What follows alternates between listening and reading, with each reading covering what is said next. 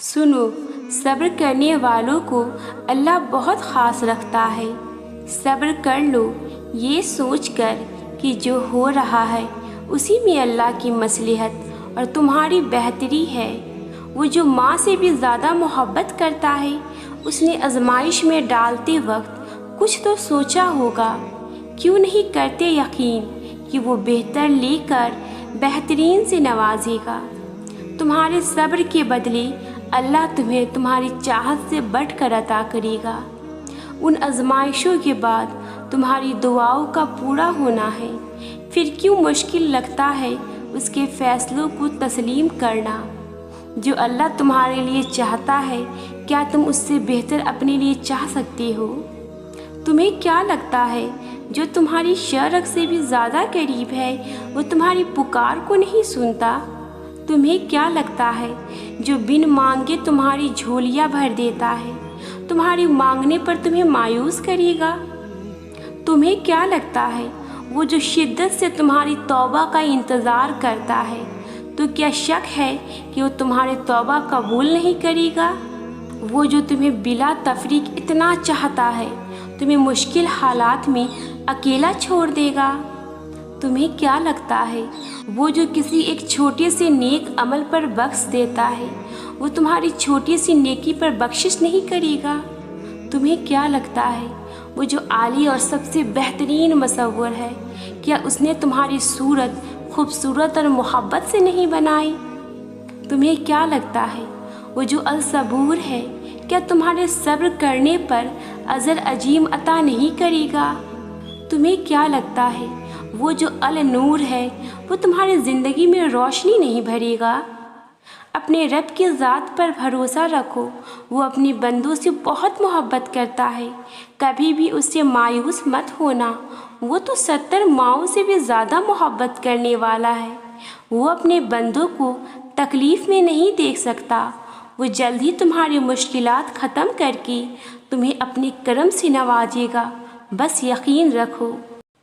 دعا کی طاقت کو کبھی کم نہ سمجھو، تقدیر اور قسمت سے زیادہ طاقت دعا میں ہوتی ہے۔ دعا وہ طاقت رکھتی ہے جو آپ کے نصیب میں نہیں، اسے بھی آپ کا کر سکتی ہے۔ اور اگر آپ کو لگے کوئی چیز تقدیر میں نہیں بھی لکھی، پھر بھی دعا کرنی چاہیے، کیونکہ تقدیر کے سامنے ہم بے بس ہیں، لیکن تقدیر لکھنے والا نہیں۔ اور دعا تو تقدیر کو اس وقت بھی بدل سکتی ہے جب وہ فیصلہ کن کے مراحل میں داخل ہو چکی ہو۔ سنو، کچھ دعائیں تمہیں بار بار اللہ سے مانگنی پڑتی ہے، کچھ دعائیں اللہ فوراً قبول کر لیتا ہے، کیونکہ وہ دعائیں اللہ کی پسندیدہ ہوتی ہے۔ اس لیے اللہ ان دعاؤں کو تم سے وقتی طور پہ دور کر دیتا ہے، کیونکہ وہ دعائیں ہی تمہارا مقدر ہوتی ہے، لیکن تمہارے دل سے انہیں کبھی بھی نکلنے نہیں دیتا، تاکہ تم اللہ سے مانگنا نہ چھوڑو۔ اور ان دعاؤں کے لیے تمہارا سجدہ کرنا اللہ کو بہت پیارا لگتا ہے۔ بس ان کی قبولیت کا جو وقت ہوتا ہے وہ تمہارے سوچے ہوئے وقت سے تھوڑا زیادہ ہوتا ہے۔ اللہ پر بھروسہ رکھو اور اللہ کارساز کافی ہے۔ تمہیں ایسا کیوں لگتا ہے کہ اللہ تمہارے درد سے واقف نہیں؟ یقین مانو، تمہارے چھپے ہوئے خاموشی کا سور اللہ جانتا ہے۔ تمہارے دل کی بے قراری سے اللہ واقف ہے۔ تم کتنا درد اپنے اندر محدود کر بیٹھے ہو، اس کی چیخ و پکار اس تک پہنچ چکی ہے۔ اللہ تعالیٰ تمہاری روٹھی شاموں سے واقف ہے۔ وہ سب بدل دے گا، وہ بدلنے پر قادر ہے، وہ دلوں کو بدلنے پر قادر ہے، لیکن بدلے میں وہ تم سے صرف صبر مانگتا ہے۔ کیا تم نہیں جانتے کہ اللہ ہر چیز پر قادر ہے؟ پھر کیوں تم خود کو ممکن اور ناممکن میں الجھائے بیٹھے ہو؟ کیا تم نہیں جانتے ہر مشکل کے ساتھ آسانی ہے؟ پھر کیوں تم مشکل آنے پر مایوس ہو جاتے ہو؟ کیا تم نہیں جانتے اللہ صبر کرنے والوں کے ساتھ ہے؟ پھر کیوں تم نا امید بیٹھے ہو؟ کیا تم نہیں جانتے کہ معزز رب کی شان ہے پھر کیوں تم دعائیں مانگتے تھک جاتے ہو؟ اللہ پر یقین رکھو اور صبر کرو۔ اللہ تمہاری مانگی ہر دعا پر کن کہے گا۔ وہ رب آزماتا ہے تاکہ تمہیں سن سکے۔ تم اسے پکارو اور وہ تمہارے لیے معجزے کرے۔ ذرا سی دیر کا مطلب اللہ کی نہ تو نہیں۔ مشکل تمہارے لیے ہے، اللہ کے لیے تو کچھ بھی ناممکن نہیں۔ وہ ہر بات سنتا ہے جو تم کسی سے کہتے نہیں۔ اللہ التجائے واپس لوٹاتا نہیں۔ پھر کیوں سوچ لیا اللہ دعائیں سنتا نہیں؟ اللہ کہتا ہے مانگو مجھ سے۔ کیسے ہو سکتا ہے کہ وہ پھر آپ کی دعاؤں پر کن نہ کہے؟ کیا قرآن میں دی گئی دلیلیں تمہارے لیے کافی نہیں؟ کون سی چیز ہے جس پر اللہ قادر نہیں؟ اللہ کی شان تو یہ ہے جب وہ کسی چیز کا ارادہ کرتا ہے تو کہتا ہے کن، وہ فیکن ہو جاتی ہے۔ وہ تنہا راتوں میں جب تم روئے تھے وہ ہر ایک پل سے واقف ہے۔ وہ تم کو راحت، سکون، صبر دینے پر قادر ہے۔ اللہ تمہاری ہر آہ سے واقف ہے جو تم درد میں کہتے ہو۔ اللہ تمہاری ہر آنسو سے واقف ہے جو تم سجدے میں گرا دیتے ہو۔ واقف ہے وہ تمہاری ہر درد سے، واقف ہے تمہارے صبر کے انداز سے۔ وہ جانتا ہے تمہارے دل کو، وہ جانتا ہے کیسے سکون ملنا ہے تمہارے دل کو۔ وہ تم محبت سکھاتا ہے پھر اپنی محبت نوازتا ہے۔ وہ تم کو مضبوط بنا کر پھر آزمائش میں ڈال کر دنیا میں رہنے کا ہنر سکھاتا ہے۔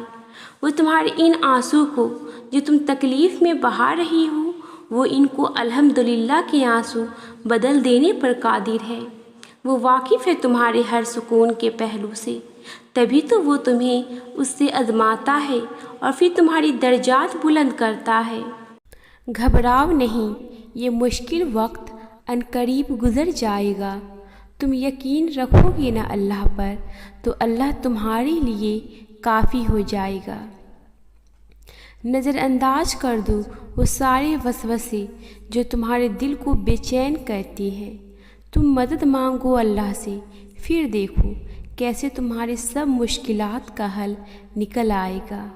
جلد ہی وہ دن بھی آئے گا جب تمہاری ساری دعاؤں کو حقیقت بنا کر تمہارے سامنے کھڑا کر دیا جائے گا، اور انہیں دیکھ کر تم کہو گے یا اللہ میں تو انہیں بھول چکا تھا، اور پھر اللہ فرمائے گا پر میں نہیں بھولا۔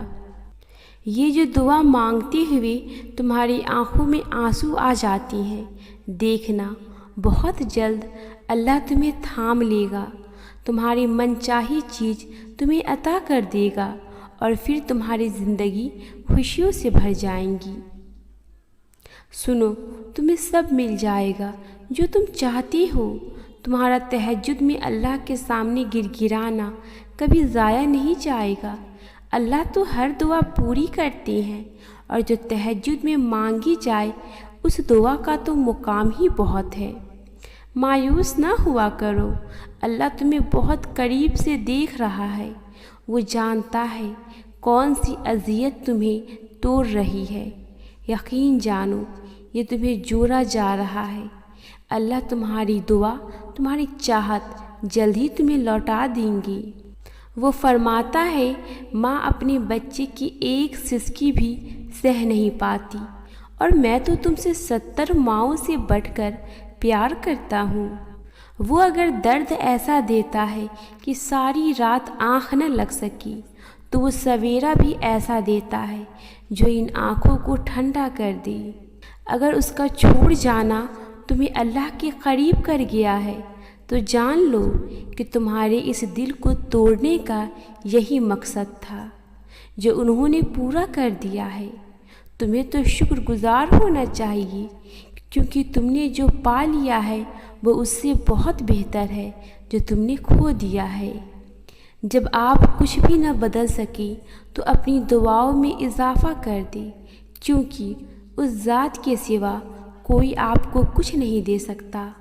تم خود سوچو تمہارا صبر کیسے رائگا جا سکتا ہے جبکہ صبر کرنے والوں سے اللہ نے اپنے ساتھ کا وعدہ کیا ہے۔